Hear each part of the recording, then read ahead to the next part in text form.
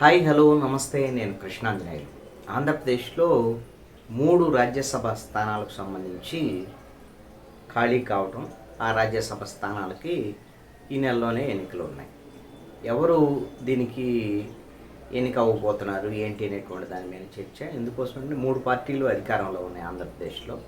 Telugu Desam, Janasena, BJP కూటమి కలిసి 3 అధికారంలో ఉన్నారు. 3 రాజ్యసభ స్థానాలు ఉన్నాయి కాబట్టి 3 పంచుకుంటారు అనేటువంటి దాని మీద ఒక చర్చ కూడా ఉంది.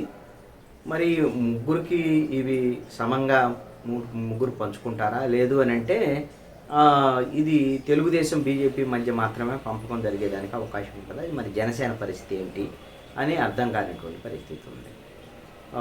ఇప్పటికే జనసేనకు సంబంధించినటువంటి పవన్ కళ్యాణ్ సోదరుడు నాగేంద్రబాబుకి రాజ్యసభ స్థానం గురించి పవన్ కళ్యాణ్ ఢిల్లీ వెళ్ళారు. దాని మీద ప్రధానమంత్రి నరేంద్ర మోడీ, కేంద్ర హోంమంత్రి అమిత్ షా వీళ్ళతో కూడా మాట్లాడారు, సంప్రదింపులు జరిపారు. న్యాయంగా వాళ్ళకు ఒక 21 ఎమ్మెల్యేలు కూడా ఉన్నాయి. వాళ్ళు మొన్న ఎన్నికల సమయంలో కూడా జనసేన పార్టీ త్యాగం చేసినటువంటి పరిస్థితి కూడా ఉంది. ఎందుకంటే నాగేంద్రబాబు అనకాపల్లి ఎంపీగా పోటీ చేయాలనేటువంటి దాని మీద ముందే ప్రకటించారు కూడా. అసలు ఆయన ప్రచారానికి కూడా వెళ్ళాడు.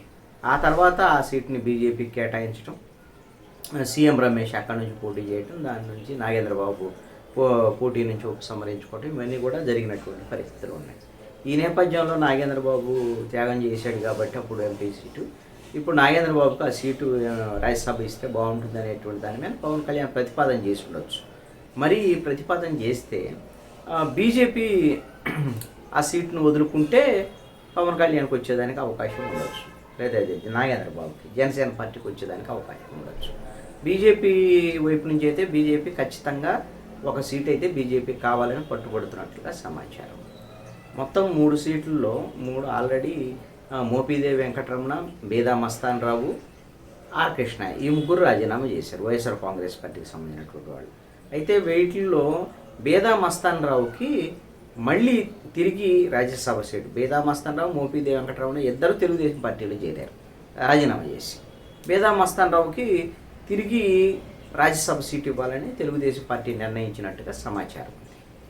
మరి మిగిలినటువంటి 2 సీట్లలో ఆర్ కృష్ణయ్య సీటు కూడా, ఆర్ కృష్ణయ్య తెలంగాణలో బీజేపీ తరఫున పనిచేస్తున్నట్లుగా సమాచారం. ఆయన ఆల్రెడీ బీజేపీ పార్టీలో చేరకపోయినప్పటికీ కూడా బీజేపీ తరఫున మొత్తం బీసీలందరినీ ఐక్యం చేసి బీజేపీకి అనుకూలంగా రాజకీయం చేసేటువంటి దాంట్లో తెలంగాణలో, ఆంధ్రాలో ఇలాంటి పని చేస్తున్నారు. కాబట్టి ఆయనకు బీజేపీ తరఫున రాజ్యసభ సీటు ఇవ్వాలి అనేటువంటి దాని మీద 2 సీట్లు అయిపోయినాయి. మిగతా 3వ సీటుకి సంబంధించినటువంటి విషయంలో అంటే ఒకటి తెలుగుదేశం తరఫున, ఒకటి బీజేపీ తరఫున.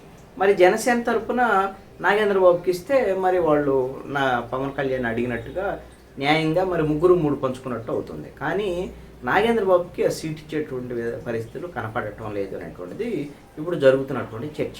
ఆ 3వ సీటుని కూడా ఒకటి బీజేపీకి ఇచ్చేసి 2 తెలుగుదేశం తీసుకోవాలనేది. ఒకటి ఆల్రెడీ బేదా మస్తాన్ రావు ఓకే అయిపోయిందని నిర్ణయం కూడా అయిపోయిందని అంటున్నారు.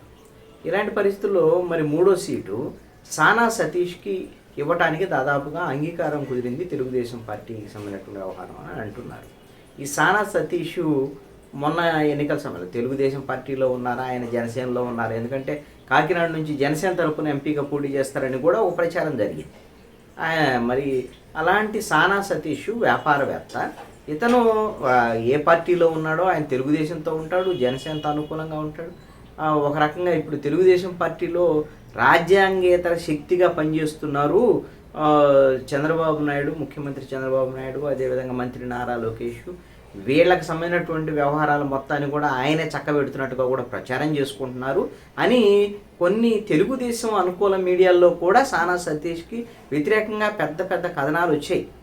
కానీ ఇప్పుడు అదే సానా సతీష్కి తెలుగుదేశం పార్టీయే రాజ్యసభ సీటు ఇవ్వబోతుంది అనేటువంటిది ఇప్పుడు జరుగుతున్నటువంటి చర్చ.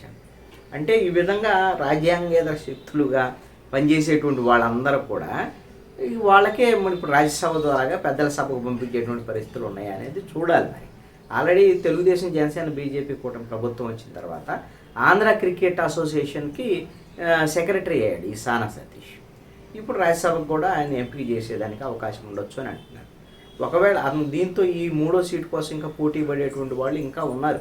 ఎవరు డబ్బులు పెడితే ఎక్కువ వ్యాపారవేత్తలు ఎవరు వాళ్ళకే అవకాశాలు తప్ప సామాన్యమైనటువంటి వాళ్ళు ఎవరు రాజ్యసభలో ఏ సభలకు వెళ్ళేటువంటి పరిస్థితి కనపడటం లేదు. ఇప్పుడు ఈ ఒకవేళ సానా సతీష్ కాకపోతే మాకివ్వండి అనేటువంటి విధంగా కూడా గల్లా జయదేవ్ కూడా ఒక ప్రయత్నం చేస్తున్నారు అని. గల్లా జయదేవ్ గుంటూరు ఎంపీగా 2014లో 2019లో గెలిచాడు. 24 వచ్చేసరికల్లా తన పోటీ నుంచి తప్పుకొని రాజకీయాల నుంచే తప్పుకొని వెళ్ళిపోయాడు. తీరా వచ్చేసరికల్లా కూటమి ప్రభుత్వం వచ్చింది. కూటమి ప్రభుత్వం వచ్చి ఇప్పుడు కేంద్రంలో కూడా ఎన్డీఏ ప్రభుత్వంలో భాగస్వామిగా ఉంది. ఇక్కడ తెలుగుదేశము ఇప్పుడు మంచి బలమైనటువంటి రాజకీయ వాతావరణం తెలుగుదేశం పార్టీకి ఉంది కేంద్రంలోనే. ఇక్కడ గల్లా జయదేవ్ రాజకీయాల నుంచి తప్పుకోవడంతో ఎన్ఆర్ఐ పెమ్మసాని చంద్రశేఖర్ గుంటూరు ఎంపీగా పోటీ చేయటము, అక్కడ అతనికి పోటీ చేసి గెలవటము, అదేవిధంగా కేంద్ర సహాయ మంత్రి కూడా రావటం, ఇవన్నీ కూడా కొంత గల్లా జయదేవ్కి మరి మొన్న ఎన్నికల్లో కనుక పోటీ చేసి ఉంటే ఆటోమేటిక్గా ఇప్పుడు 3 సార్లు ఎంపీగా గెలిచినటువంటి పరిస్థితి ఉంటే కేంద్ర మంత్రి అయ్యి ఉండేవాడు. ఇప్పుడు అవకాశం పోయింది కదా, అందుకని ఇప్పుడు పవర్కి దగ్గరగా వెళ్ళాలనేటువంటి ప్రయత్నాలు గల్లా జయదేవ్ వైపు నుంచి చేస్తున్నారు అనేటువంటి దాని మీద రాజ్యసభ కోసం ప్రయత్నాలు చేస్తున్నారండి. గల్లా జయదేవ్తో పాటుగా ఇప్పుడు సీఎం చంద్రబాబు నాయుడు కరకట్ట దగ్గర ఇల్లు నివాసం ఉంటున్నారు కదా, దానికి సంబంధించినటువంటి యజమాని ఎవరైతే ఉన్నారో లింగమనేని రమేష్, ఈయన అన్ని పార్టీలతో సంబంధాలు ఉన్నారు. పవన్ కళ్యాణ్తో కూడా ఈ మధ్యకాలంలో బాగా సన్నిహిత సంబంధాలు కలిగి ఉన్నారు లింగమనేని రమేష్. పవన్ కళ్యాణ్తోనే ఎక్కువ సాన్నిహిత్యంగా ఉంటున్నారు. ఆయన ఢిల్లీ వెళ్తున్నారు. కాబట్టి జనసేన ఒకవేళ లింగమనేని రమేష్కి ఇచ్చిన మాకు అభ్యంతరం లేదని ఏమన్నా చెప్తుందేమో తెలియదు. మరి ఆయన కూడా ఒక ప్రయత్నం చేస్తున్నారు అంటున్నారు. వీళ్ళతో పాటుగా ఇంకా టీజీ వెంకటేష్ ఇలాంటి వాళ్ళు కూడా కొంతమంది వ్యాపారవేత్తలు ప్రయత్నాలు చేస్తున్నారు అంటున్నారు. ఇప్పుడు 3 సీట్లకు సంబంధించినటువంటి విషయంలో నాగేంద్ర బాబుకి అయితే మాత్రము మరి ఆ రాజ్యసభ దాదాపుగా లేనట్లే అనేటువంటిది మాత్రం ఇప్పటి వరకు ఉన్నటువంటి సమాచారం. ఈ విధమైనటువంటి పరిస్థితి ఉంటే కొంత జనసేనకు సంబంధించినటువంటి కార్యకర్తల మనోభావాలు దెబ్బతినేదానికి అవకాశం ఉంటుంది. ఎందుకంటే ప్రచారం అయితే జరిగింది, పవన్ కళ్యాణ్ ఢిల్లీ వరకు వెళ్ళాడు, రాజ్యసభ వస్తుంది, నాగేంద్ర బాబు రాజ్యసభకి వెళ్తారు, ఇలాంటివన్నీ ప్రచారం జరిగింది. ఈ పరిస్థితుల్లో జనసేనకి రాజ్యసభ సీటు రాకపోతే మరి ప్రభుత్వంలో కీలకంగా ఉండి కూడా మాకు అన్యాయం జరుగుతుందని ఉన్న కార్యకర్తలు అలాంటిది భావించేటువంటి అవకాశాలు కూడా ఉండొచ్చు.